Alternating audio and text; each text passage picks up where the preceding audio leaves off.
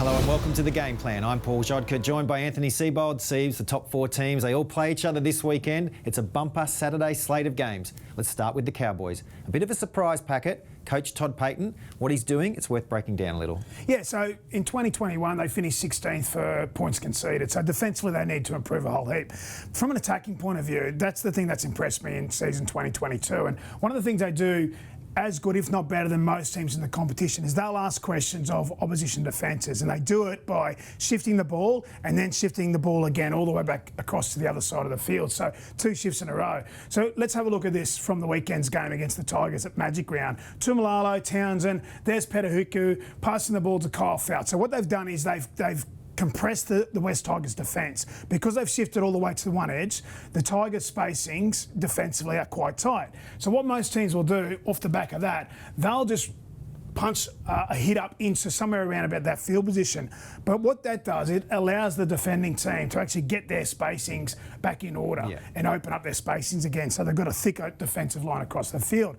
Not the Cowboys. What they do is they'll shift the ball all the way back across to the other side. So again, there's Robson, there's Dearden, okay, all the way out to the left-hand side there for Murray Tuilagi, who scores in the corner untouched. They stretched the West Tigers' defence there at the end. Now, that was in the first half. This time, we look at the second half. Very similar, but this time they shift the ball to their left-hand side to start with. So there's Tommy Dearden across to Val Holmes. Again, Tuilagi gets tackled not far from the sideline. Most teams from this field position will just take a hit up in, and they'll take the hit up in somewhere around about to this field position here. They'll get off the sideline, put play the ball somewhere around there, then put a shape on. Not the Cowboys. What they want to do is they want to come and test out all this edge here. They want to try and test out the left-hand side edge of the Tigers this time. So again, they don't pass it this time.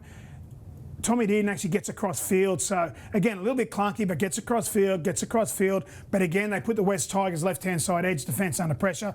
Petahuku goes in to score the try. So again, what the Cowboys are doing, they're asking lots of questions. They're shifting the ball, not resetting the defensive line by going back into what we call the bear pit there of the forwards. They shift the ball all the way back across for a second shift, and they're pulling teams apart, scoring lots of points in season 2022. Really interesting to see it from that point of view. Let's have a look at the Cowboys' opponents now, the Melbourne Storm. They've been so consistent under Craig Bellamy over the years, but last week a little bit clunky against Penrith. Yeah, they were from an attacking point of view. Obviously, a brand new number 7 in Cooper Johns, a brand new fullback in Wishart.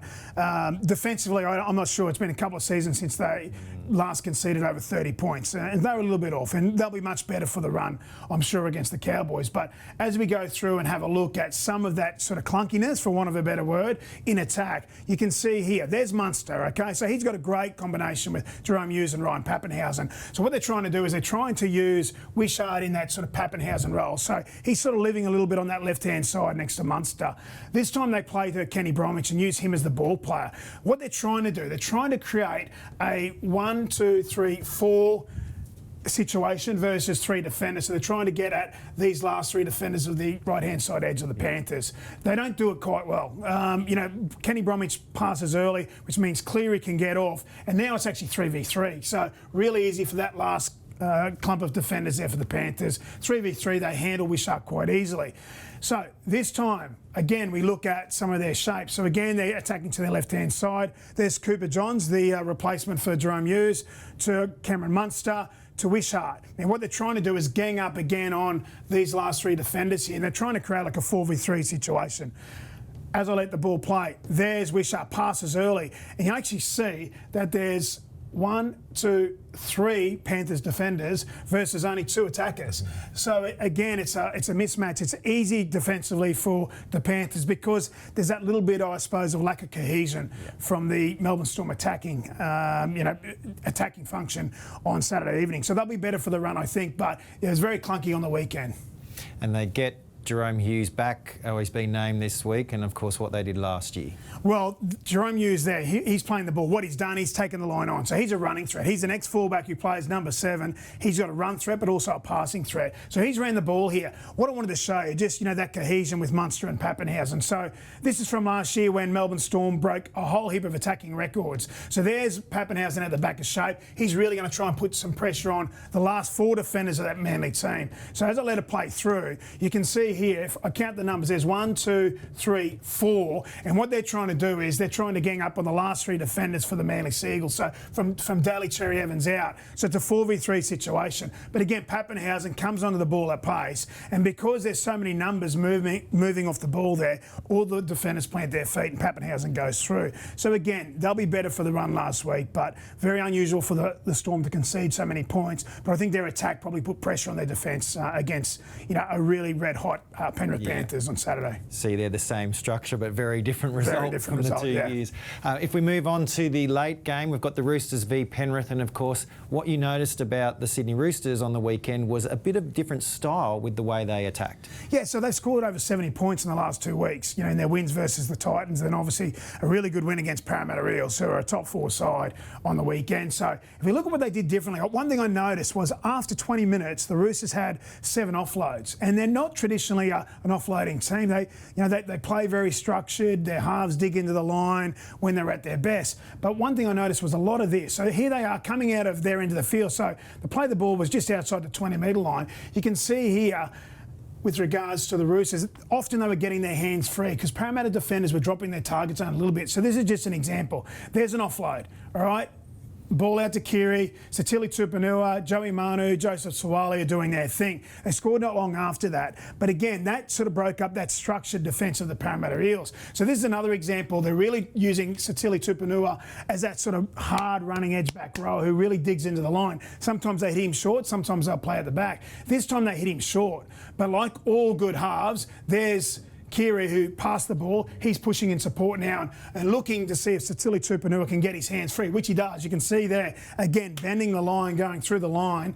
Kiri probably tackled a little bit early off the ball, but that was what I saw on the weekend against the Parramatta Eels. And they end up having 16 offloads for the entire game, which is quite high for the Roosters because they're more of a team that, dig into the line. They play quite structured at different times, and that's always been their strength. So, yeah, really good job to I suppose, change tactics on the weekend against the Eels. And they had a great result, but it wasn't just what Kiri was doing, Sam Walker as well, bit of vision here. Yeah, I thought our viewers would love to see this. This is great vision from a young number 6 in Sam Walker.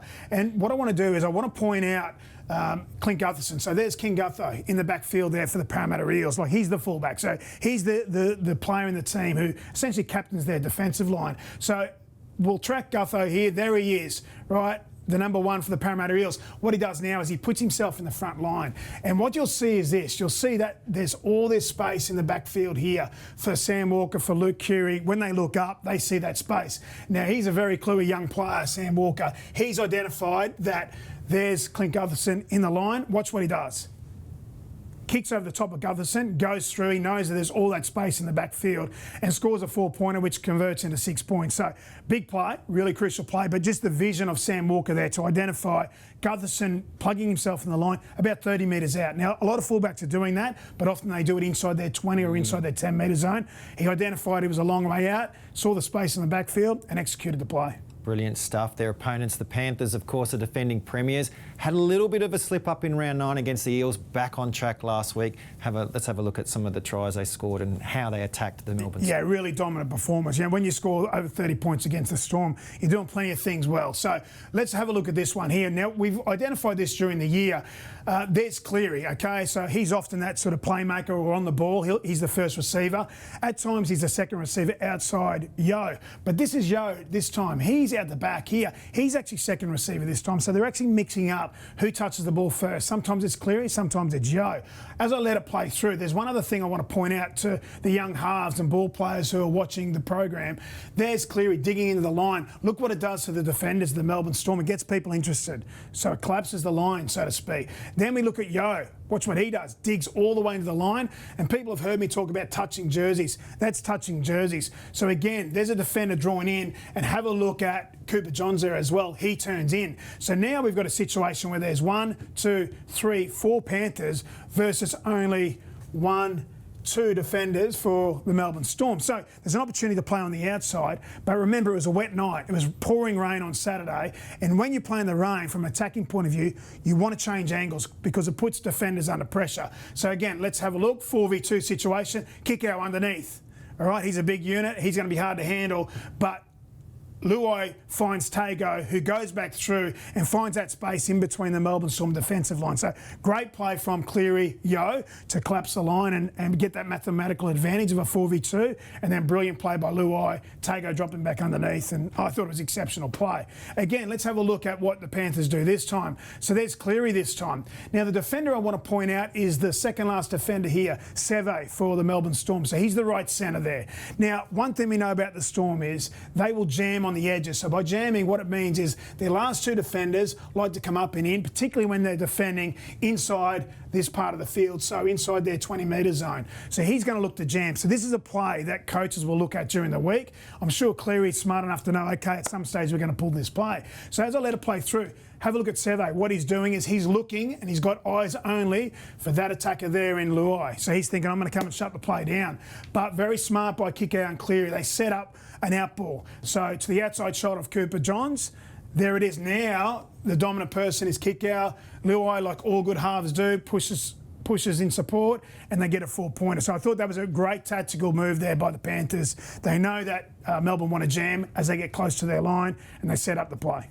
Two really well set up plays and executed as well. Yeah, very good. It could literally come down to one of these set plays on Saturday night, the Roosters and the Panthers. If you want to get to that game or any game in round 11, simply head to nrl.com/tickets.